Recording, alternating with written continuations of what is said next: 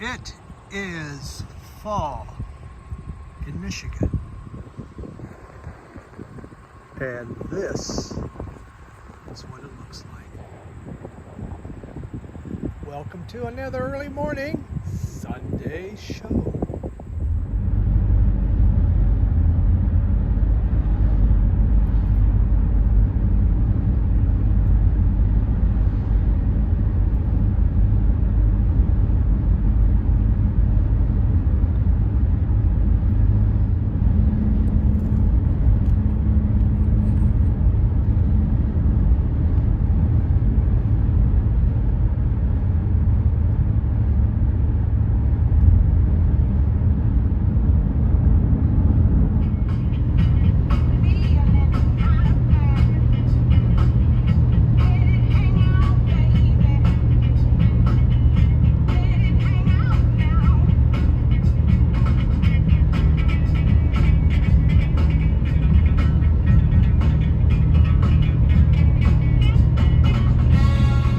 Good morning and welcome back. It's the early morning Sunday show. And Russ, if you're watching, the Russ Walker Wild Talker mug. This, my friends, is a classic mug. Back from around 2000 when my buddy Russ was in radio. Boy, it makes coffee taste good. So the opening, I was heading up toward Traverse City for work. And the colors this year are incredible. I was blown away by the colors. And I was heading up there exactly at the peak time. So things were just a turning and the world was on fire with beauty. I don't normally like fall except for 1 week. The week that colors are at peak, I think fall is great. Otherwise, I don't like it because all it says is winter's coming, winter's coming, winter's coming, and just kind of sucks. But what are you gonna do? It's been raining now. Ever since I took that video, it's gotten cold, it's raining. Now they're talking maybe some snow. You know, the whole works. Yes, hi cat. Yeah, exactly. Yes, meow. He wants me to go downstairs and watch him eat. He feels that when he eats in the morning, someone should be there just to kind of watch the whole process, but we're not. We're doing this. So, but that was the colors. Beautiful drive. As I headed north. So, I'd show some records here really soon if someone can just sit down for a minute.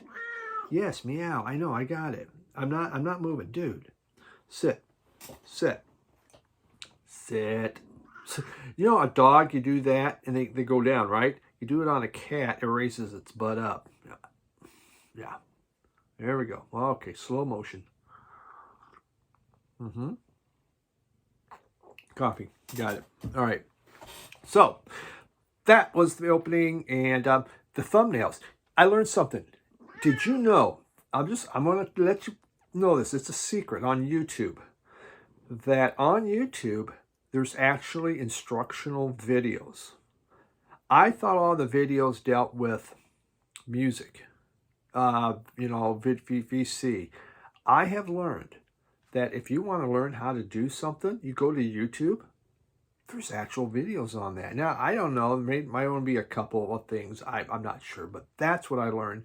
And so I keyed in thumbnail on an iPhone, because I just do everything on I do not have, I got my work computer. We got a really old computer downstairs. I don't use it. I got a work one. I got an iPad. It gives me what I need. And so I put in on how to make a thumbnail. And there's, of course, an app. There's a free one. And so I got the free app. Now, the more expensive one, I got to figure out a free app first, okay? So they're a little crude, but I'm learning. How about that? Who knew YouTube has instructional videos that just can make your life easier and how to make a thumbnail? So, hey, wow. I didn't think I could do it on my phone. All right, so that only took over 4 years to figure out. But who knows? For the next 4 years, I'm going to learn. Wow, I might learn how to make an interesting video or something like that. That would be cool. But let's begin. Something new. Brand new album from Mars Volta. And it is titled Mars Volta. Catchy. Catchy. They were out of El Paso, and they actually started in 01 and broke up in 12 or stopped, and now they reformed again in 2019, and they came up with Mars. This one here, it's their 7th album. You know, they were some of the members were from the group At the Drive-In, which was really big in the 90s. I never got into At the Drive-In. I had a few of their CDs, but it's just like, yeah. But other people absolutely loved them. And so this just came out, and just, you know, Mars Volta, kind of a weird name, right? Well, Mars because of their love of sci-fi, and Volta came from a book about Fellini films, and I guess it means like changing scenes. So, okay, you know, hey, it's your group. You figure out however you want to name, and that's it. So this is the first album they did in 10 years. And when this came out, I go, so, okay. I've had some Mars Volta CDs. I got an album of theirs from Vinyl. Please. I've never been a huge fan. Just, I've always found the music kind of hard to hum to, hard to sing along to, not as listenable, very experimental. And that's what people love about Mars Volta, the experimental, the progressiveness, because it is kind of progressive rock for a modern age. For me, it was a little over the head. And so I wasn't going to buy this. And then the VC Ambassador gets a hold of me. The VC Ambassador, that's the name of the channel, that's Dave. Dave, formerly Local Bandography, now the VC Ambassador. And he says, dude, you have to get this. Dave is like, on the cartoons, you have the little devil guy that appears. You know, little Steve and devil horns. He appears on your shoulder and he goes, buy that, buy that. You gotta buy that. And the little angel guy pops up. Don't do it, don't do it. It's going to be progressive. No, buy that. Well, Dave is that devil guy that pops on your shoulder, you know, and he does this to me all the time. But Dave has really, I mean, well, he likes free jazz, so that's a strike against him in my book. But he really knows my taste. I gotta tell you, he does, and he goes, you would like this. So I went and I bought it. I wasn't going to. I had no plans on doing it, and I bought it, and I like it. He was right. There is like this light, funky Latin percussion. Even if you look at one of the videos, it's like in the Caribbean, in Puerto Rico. The video of Puerto Rico, well, how could I not like it? But you have some of that. The songs, they're shorter than usual Mars Volta songs, maybe a little bit slower, but there is basic pop writing song structure being used. It's enjoyable. It's easy listening to. It was great. I really, really like it. This is their most accessible album by far. And there was the album itself. It's just black vinyl, so nothing special. Here, it does come with. These guys like to write lyrics. I mean, a lot of lyrics. They're very lyrical, okay? They start writing in the way it goes. But, you know, the songs aren't super long. They go fairly quick. So, you know, there's one song, especially I'm playing a sample called Vigil. And I just thought that was incredibly good. And that'll be your sample. But I enjoyed this album. And my expectation was I was not going to like it. I was not going to buy it. I was staying away from it. No, really good album. Very, very good. Mars Volta.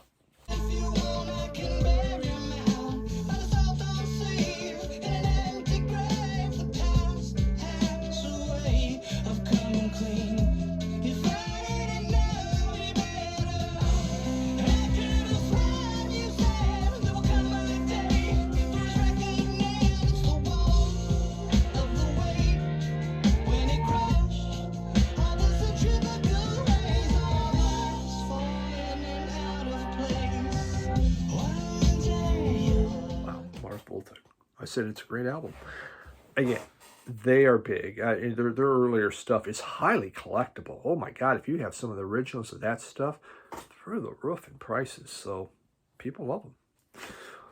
Then we got this, the Vandals. And out of it's punk rock. Comedy punk rock, I think, would be the best way to say it. And they've done 10 albums out of Orange County, formed in, I believe it was 1980. And they're still going, and they did 10 albums. Look at this. Wow, isn't that something? So obviously this is a reissue. No, nothing special with the inner sleeve. John Niles Ackerman, I believe. Niles Ackerman and Steve-O Jensen kind of formed the group, and Steve-O's the vocalist. Steve-O did just the one album and then broke up, but look at that. He was born in 1959. That may be me. That could be me. In fact, maybe it was. You don't know. Steve-O. And there's no politics on this baby. It's all about humor. And there's a lot of humor in here. This was the second group that Epitaph signed on in 1982. And they came up with this album in 1984. It's called... When in Rome, do as the Vandals, which is their tongue-in-cheek, because the old saying, when in Rome, do as the Romans do. They put when in Rome, do as the Vandals. Now, you think about history, people, the Vandals. Who sacked Rome? The Vandals did. We got here the LA Coliseum. It's been sacked by who? The Vandals from California. So just kind of fun stuff. It's just hardcore comedy punk. It's fun stuff. They're out having a good time. They don't take themselves seriously. It starts off with the song Lady Killer, where they actually do some scratching and there's dance beats in it. I'll give you a sample of that. Just fun song. But you have stuff like in here, what was it? Mohawk Town, where it's punk and country, and they mix it together. And things were changing like that. When you think of the Gun Club was getting more country punk going on. In fact, their next album that they did was much more countrified. So punk was kind of going into this, especially when you think of country, Bakersfield sound, stuff like that. Really, just a fun album. The Vandals is a group I've known about, just never had anything, so they did this reissue of their debut. Really great stuff. And, limited edition splatter. I mean, you kind of almost, why bother limited edition? There's only 50,000 of them or something. Hey,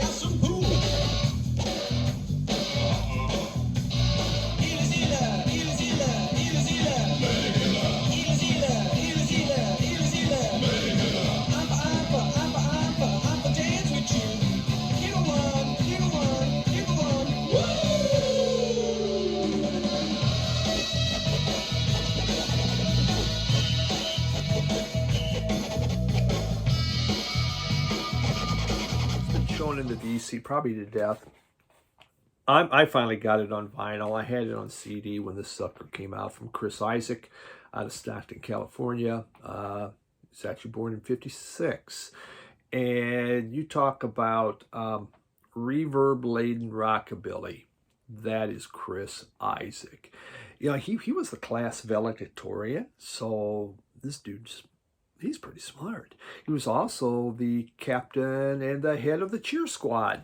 So he's also very cheerful and flexible and stuff like that, because he did that.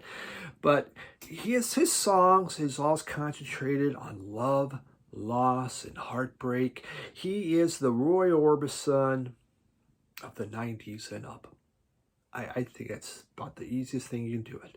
After college, and in '81, he put together the group Silverton, and they were going around, and it was a rockabilly group. Silverton is still in existence. It is his backing band.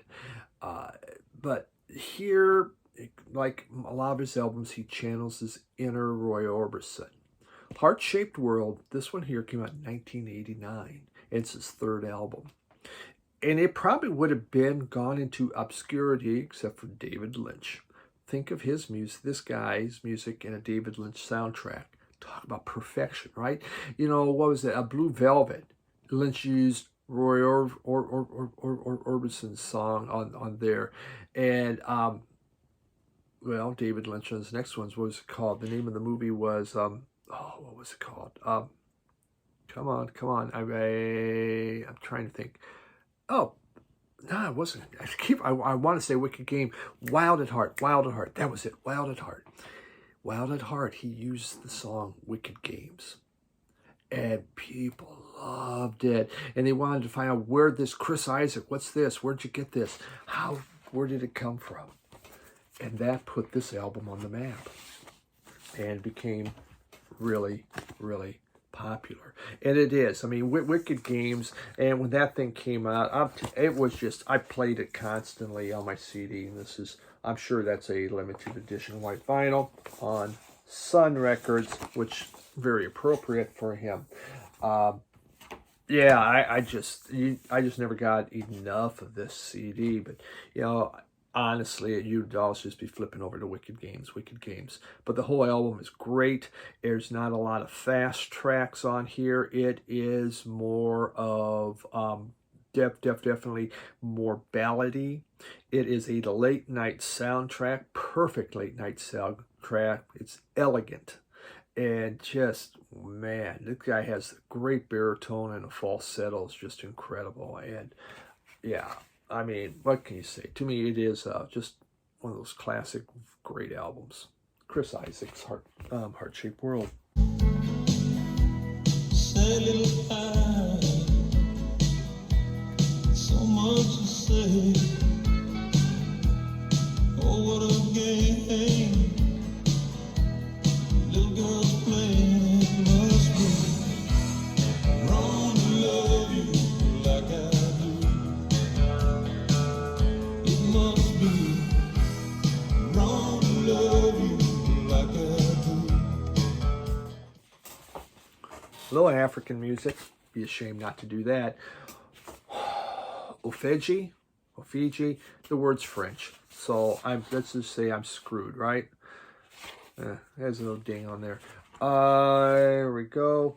Off the label, there is a little inner sleeve on this album. This is the first album, Try and Love, that came out, and I believe it was 1974, out of Lagos, Nigeria. There we go. You can see how young they are.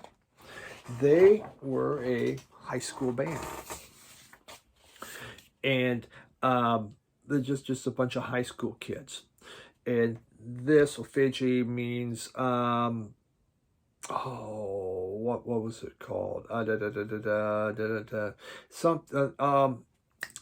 deviance, an act of deviance. That was an act of deviance. Why they called it an act of deviance? Because when they were recording this, they were all in high school. What they were at a high school, you know, they go away for school, so they're not at home, and there's dorms.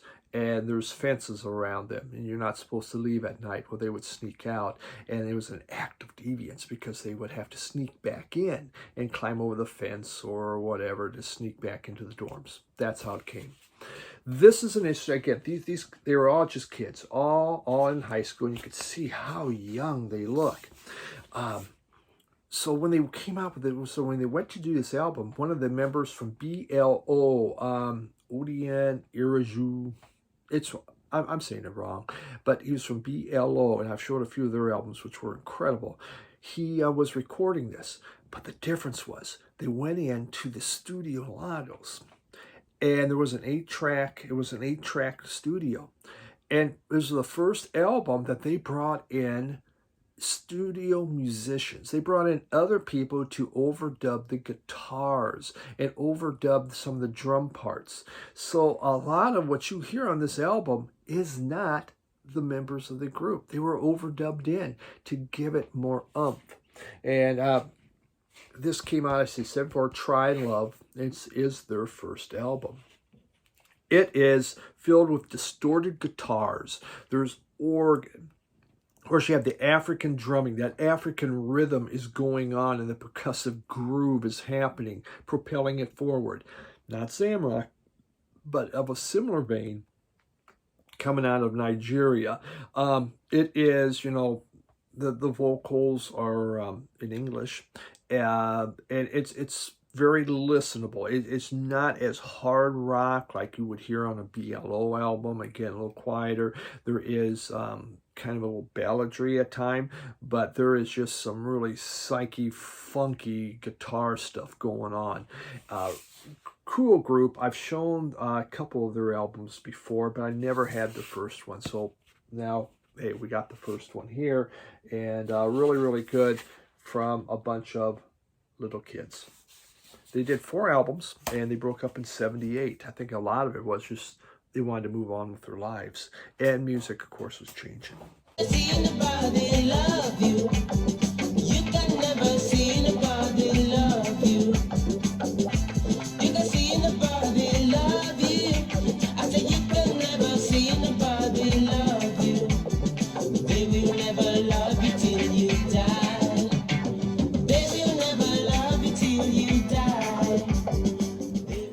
We have this one here. This is from Stanley Turrentine out of Pittsburgh. This is Blue Horizon, right? Yep, Blue Hour.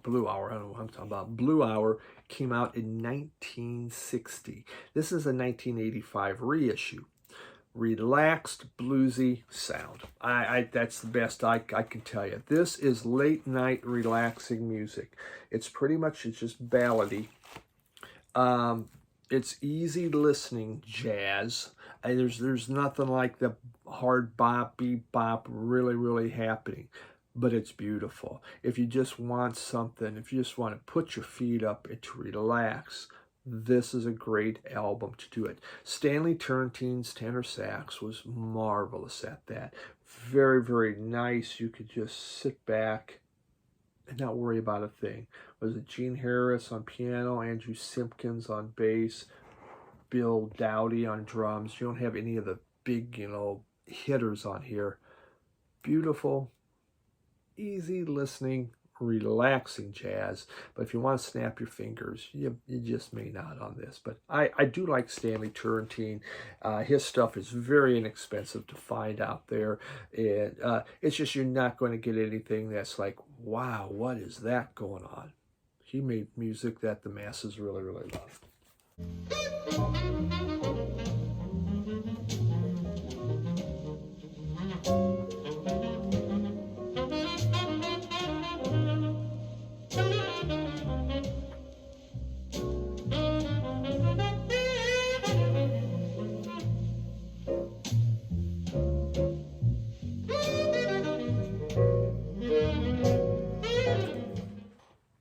How about a little blues? Big Mama Thornton. Willie Mae Thornton in Alabama, born 26, passed in 84. This was the album she put out, I believe it was 1975. This was the last album that she wrote. You know, when she was 14, she left home. She left with Diamond Teeth Mary. I mean, that's just, I just bring that up just for the fact that she left home with Diamond Teeth Mary. What more can you ask for? And they began trying to get the singing career going. And she was, they called her the next Bessie Smith. Well, by 48, which now by 48 was that she was 22 finally. She was in the area of in Houston, and she began to hit it big and began to become popular, and so she was getting stuff.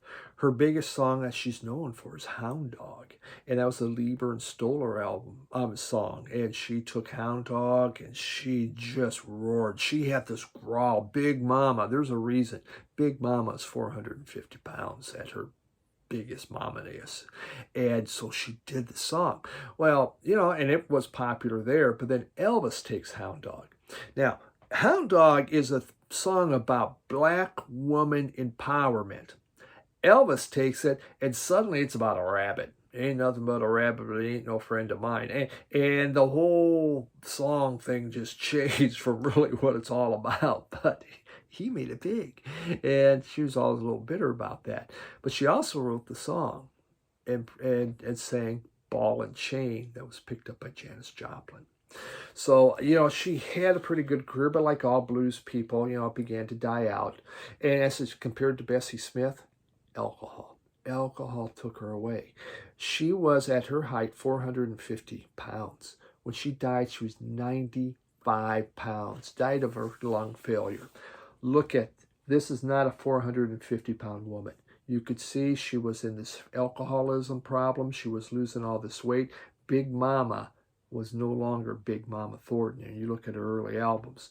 And her voice, so really she doesn't have that booming voice that she used to have. This is not as strong as incinerary as some of her earlier stuff. Still good stuff. Great performances on here. It's not a long album. Again, I think it's just, the album's it's shorter, and it's just because she just wasn't doing that well. And it's on Vanguard, who had taken her. So last album, kind of sad when you think about, just what she was going through at that time. Just not quite as strong, but it's blues and it's Big Mama. It's okay. It's good. Just fine. If you want her earlier stuff, greatest hits package, probably the best thing if you don't know Big Mama.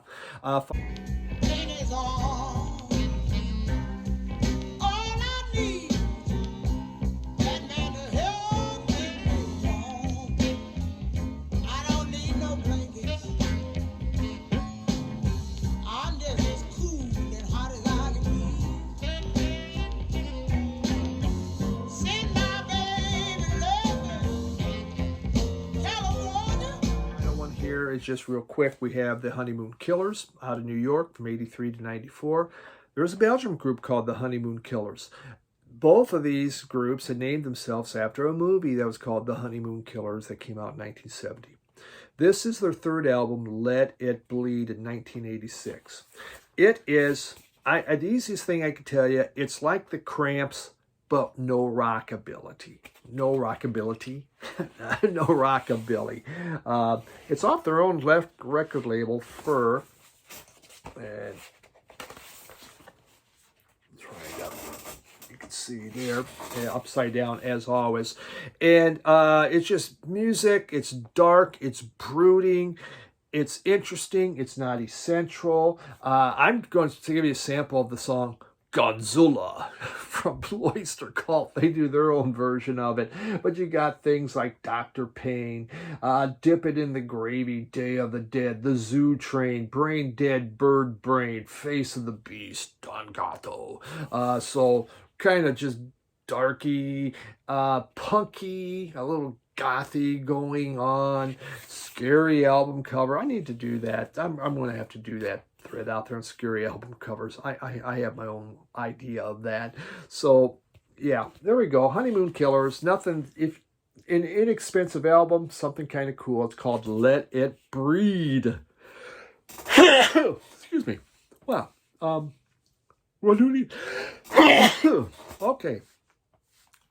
Let it breed.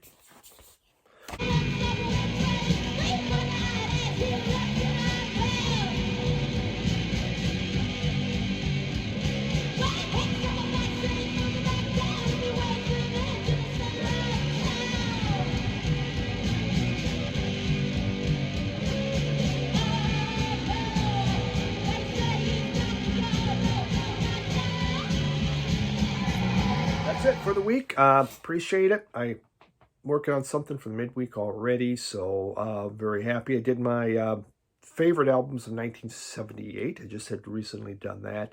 If you want to check that out, got a scary Halloweeny type Grapeface Records in Savannah, Georgia. So thanks everyone for dropping by. Kat says thank you too. I'm going to go down and watch him eat some food because it's super exciting. Bye.